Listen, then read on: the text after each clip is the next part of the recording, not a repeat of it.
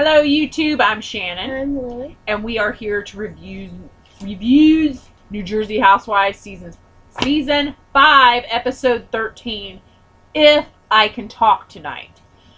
So it starts out, Teresa's doing a cooking thing, and Kathy comes to support her, which I thought was awesome. Go Kathy. And she, Kathy. Yeah, she catches, Teresa catches Kathy up on the Melania party drama between Penny and Jen and the shit that they stirred up. Jen. So all of the couples are packing. I was touched when Richie said that he was looking forward to spending time with his wife. Albert and Caroline are going. And this is all for Melissa's birthday, but really, I think Melissa just wishes that it was her and Joe going, which that kind of sucks because it's her birthday. Jacqueline's still kind of recovering from her surgery, like what she can wear on the trip is a little bit restricted. Teresa gets out all of her hoochie bikinis, and she's like, "Oh, Melania, look at my bikinis!" I didn't understand why the Gorgas, the Giudices, and the Wakilis went on one plane, and then the Loritas and Manzos went on a different plane. And their plane was late. It was like hours late. And I loved it. When they get there, Richie is walking in the spa and fucking rips a fart.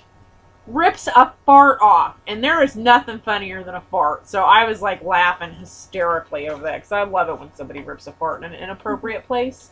Like her fart machine? And one of my favorite lines, and Joe Giudice has really become a little more likable, I think, in the last few episodes, really making has. jokes. And he sat on a rock, and he's like, "This is a really comfortable rock." Richie's like a total downer. And I'll tell you what, Richie, if people want to pay for my fucking vacation, I'll sleep in the closet. I don't care. I will sleep on the floor, in the closet. I don't care. I would do that for a free trip. She would. I would. I don't think she's not. But he was kind of down on everything. They don't doubt that. And then Richie points out that Melissa has a camel toe. Which, I don't know whether you should point that out on somebody else's wife. But maybe it's okay if it's family. You know. What's camel toe among relatives? Joe appreciates the Jacqueline appreciated the atmosphere, but that was really nothing new because she's a Vegas girl. Some of them were kind of like, Caroline's like, "I don't think we fit in here." Let me tell you, I'd be like the Beverly Hillbillies at that spa. You think you don't fit in? This girl would probably be a real standout. Tina Powers, the medium. Lily and I were so jealous because we both really want to see a medium. Yeah, we want a medium to tell us shit. I want my grandpa to talk to me. Yeah, that would be awesome. Like, if you're a medium out there and you hear anything from any of our dead relatives, just let us know, please. I would be totally psyched about that. And Joe Giudice says if she reads my energy, her head's going to explode. But she starts out, and at first I'm like, is she legit? Because she starts out and she's like, I'm talking to somebody named Joe, or with a J name, like John, or okay. You have 3 people in that room alone that have J names. 2 Joes and a Jacqueline. J in an Italian family. I don't really think you're going out on a limb there with that guess. Everyone was like, and everybody you could have heard a pin drop in that room with that. And then she's like, now I'm getting an M name, like Maria. And there's my grandmother. And Joe Giudice is like, "Oh, my grandmother." And she's like, "Is there a lake and a dock?" And he's like, "No, a pond and a dog's not familiar." And she's like, "No, a dock." And he's like, "A duck?" So basically, the dead people are kind of hard to understand because there's like a lake and a duck and a dock and a dog. And if any of that is familiar to you, that's who she's talking to. It's not ringing a bell. I don't know. Yeah. So at first she's kind of sketchy, and I'm like, I don't know if I'm buying this lady's shit. But then she started hitting on some stuff, like Richie's dad had died of congestive heart failure. Someone walking really bad too. It was like, Well, that was in a little bit. let's talk about Richie's dad first. So Richie's dad died of heart failure. I think she said, was he? Yeah. On his chest, like heart pain. And Richie's like, my father. And so she says there's something about videos, and he's like, yeah, my wedding video, I can't watch it because my dad, and blah blah blah. And he basically told him, he's okay. She said your dad is okay. And he also wants to thank Kathy for taking good care of Richie. That was so sweet. That was so sweet. That was a touching moment for me. And then he said, or she said, he said you were like a daughter to him. And of course that was touching. I got chills just talking about it. I was like... But what cracked me up was Joe Giudice says, I thought he called Richie his daughter. I was like, yeah. And only Joe could say it that way and have it be funny. And then, like, everyone started laughing, and then he said that he was happy that he got everyone laughing about it. Yeah, and there was a lot of skeptics in this, but Richie cried. There was real tears there. Like, cried. That's... So then the psychic starts talking about Kathy and Rosie's father. And she was saying, legs hurting, like someone walking very hard. Okay. And Kathy and Rosie were immediately like, my father, he had like a lot of pain in his legs.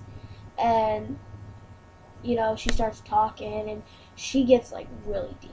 Some deep stuff. That's some deep stuff. And what I got out of it was like, he was saying for her to tell Kathy that he heard her. Yeah, like right before he died, she was, what was it she said? Okay, anyway, while he was on his deathbed or, like sick and whatever, she had said, she was trying to talk to him and he said, always have a relationship with your siblings. And she didn't feel like her dad was hearing her. So when the medium said, he wants you to know he heard you, that hit home She for her. knew what he was talking about. And she was his girl. She said that whole time that she was kind of really upset with him, that she felt like he wasn't even listening. Yeah. But at the time, I'm like, why does it seem like he's only talking to Kathy? Like, doesn't he have anything to say to Rosie? But then later, Rosie, Teresa, and Kathy were talking about the reading. And what I took from this was that Kathy had doubts about her relationship with her dad, whereas Rosie felt more settled.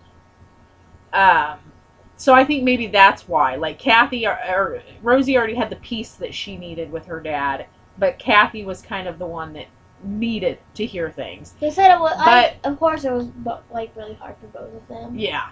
But he also said, and this was important, that he was saying something along the lines of, and yes, I say he, like the ghost is really real, and that she really was talking to him. Come on. But he says something along the lines of, he's not upset about what was said, and it's silly shit, and they all need to get over it. So, at the finale last year... they were talking about how Teresa said something about him, and Rosie was like, I'll cut his tongue out! I'll cut her tongue out! So there was a lot of issues between what they were saying about each other's dads, and being that Rosie and Kathy's dad was dead, that kind of made it more of a low blow, I think. But he says everybody needs to get over it.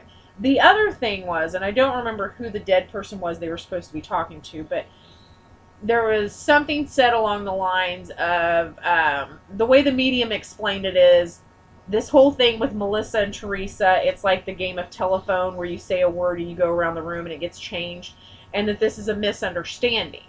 Now, Teresa took that as meaning that Melissa is not supposed to believe all these rumors. But I think, she was like, dead people are telling you what, Melissa. Yeah, you get it now, but dead people are telling you that.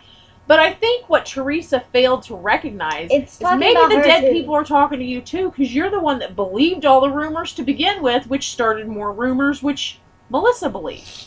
So, Teresa, I don't know what the fuck you're talking about. You think that you have no blame in all of this, and that's bullshit. Loved it when Kathy, Teresa, and Rosie were outside, and they were having this in-depth talk about the medium. And Rosie says, if there was a coyote out here, I would jump in front of it for you guys. Like, I'm going to protect you from coyotes. Melissa gets sicker and sicker as the trip goes on, which is sad because it's her birthday. Yeah, it's her birthday. That sucks. So, yeah, that does suck. And Melissa and Joe are talking about where they should stand with Teresa and where things are going. Joe said he has more respect for Joe now because he knows Teresa is mainly behind. Yeah, he was kind of looking more forward to hanging out with Joe than Teresa because of her actions at the Melania hair thing.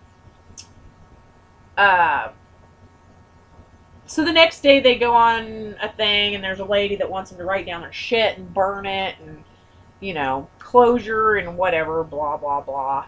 But Richie says, this looks like the kind of place people come to die. So with it was a healing, cleansing exercise.